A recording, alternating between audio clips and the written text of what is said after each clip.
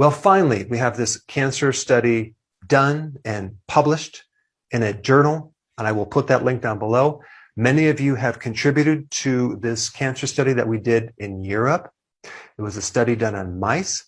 And today I'm going to summarize the results in simple terminology, as simple as I can explain it. So what was the study about? What we did is we compared one of the most powerful chemotherapy drugs, cisplatin, with several combinations of natural compounds like EGC in green extract tea, alpha-lipoic acid, hydroxycitrate, which is in that plant called Garcinia cambogia. A lot of people associate that with weight loss, but it also has an anti-cancer effect. We also included allicin, which is in garlic and red algae, and one drug called lithostat, which is for kidney stones. And there's a very important reason why we selected these compounds.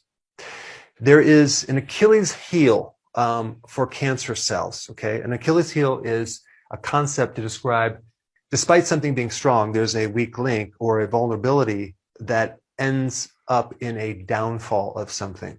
So with cancer cells, there is a vulnerable weak link that is not present in normal cells, okay? And I'm going to try to explain this in the simplest terms as I can. Just picture the cancer cells having this little door, okay? And the door is a metabolic pathway. It's a pathway that allows the cancer cells to do certain things. This specific enzyme or door is called SCOT. That's the short name that allows the cancer cells to build its membranes, okay? So the strategy that we used was to block the raw materials necessary to build the membrane.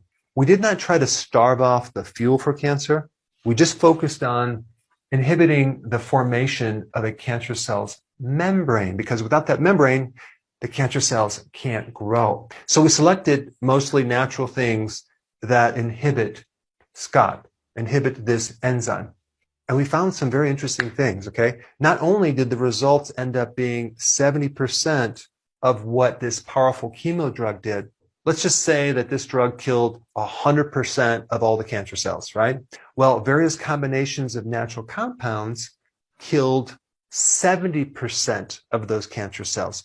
Was it 100%? No, but it was 70%, and that is significant. Now, you might be asking yourself, why did the natural remedies only kill 70% versus the powerful chemo drug that killed 100%. What's really interesting about a tumor cell is that it not only has cancer cells, but it also has immune cells. And those immune cells are the hosts. It's our own immune cells. And chemo drugs kill